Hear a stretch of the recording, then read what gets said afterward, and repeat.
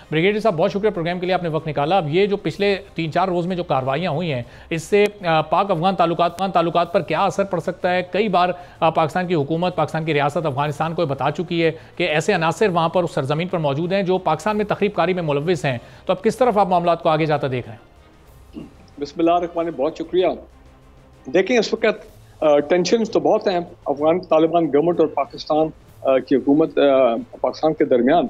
और ये जो हम बार बार को कह रहे हैं कि जनाब आप अपनी सरजमीन, अपनी कमिटमेंट दिए कितनी मरतबा इंटरनेशनल लेवल पे भी कि आप अपनी सरजमीन पाकिस्तान के खिलाफ दहशतगर्दी के लिए इस्तेमाल नहीं होने देंगे।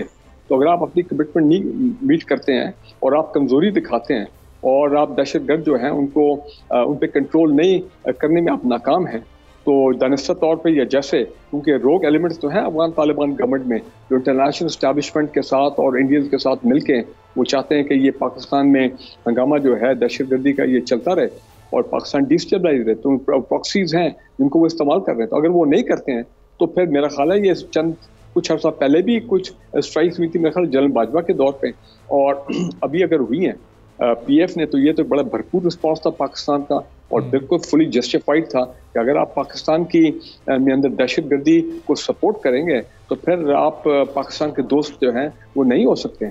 जबकि पाकिस्तान ने क्या कुछ है अफगानिस्तान के लिए नहीं किया।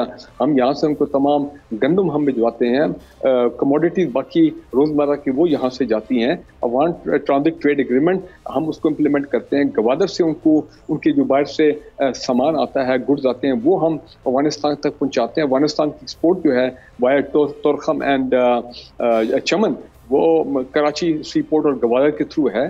तो जब हम आपको इतना फैसिलिटेट कर रहे हैं आपकी गवर्नमेंट को, आपके मुल्क को, तो और फिर क्यों आप पाकिस्तान के खिलाफ ये कार्रवाइयाँ होने देते हैं? तो मेरे ख्याल है ये रिस्पॉन्स ठीक था और मुझे लग रहा है कि आइंदा भी ये रिस्पॉन्स ऐसा ही होगा पाकिस्तान एयरफोर्स का।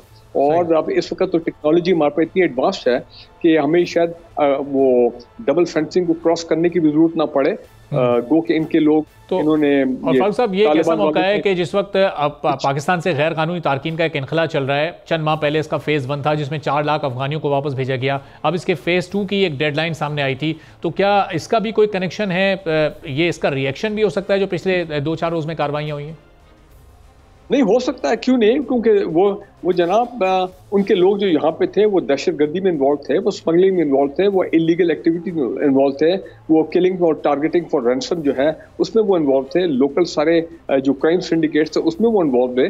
तो बिल्कुल मैं समझता हूँ ये पाकिस्तान गवर्नमेंट का एक बड़ा जो केयर टेकर गवर्नमेंट में शुरू हुआ था फौज की सपोर्ट के साथ, बिल्कुल इसको तो हमने पहले दिन से इसको सपोर्ट किया, बल्कि हम तो पिछले 10 साल से हुकूमतों को कहते रहे कि जनाब आपने इन लोगों को यहाँ पे रखा हुआ इलीगली, ठीक है, जो आए यूनाइटेड नेशन के अम्ब्रेला के नीचे वो रजिस्टर्ड कैंप्स में रहते हैं या रजिस्टर्ड रेफ्यूजीज हैं, चलें उनका एक प्रोग्राम जो अपना वापस जाने का है वो यूनाइटेड नेशंस के मातहत है, वो भी बीच में एक स्टेक होल्डर है। लेकिन ये लोग जो इलीगल आए इन्होंने यहाँ पे बिजनेस इस्टेब्लिश कर दिए और पाकिस्तान की इकोनॉमी को नुकसान पहुंचाए अपनी इकोनॉमी को ठीक करने के लिए, स्मगलिंग और ये डॉलर्स और ये तमाम चीज़ें।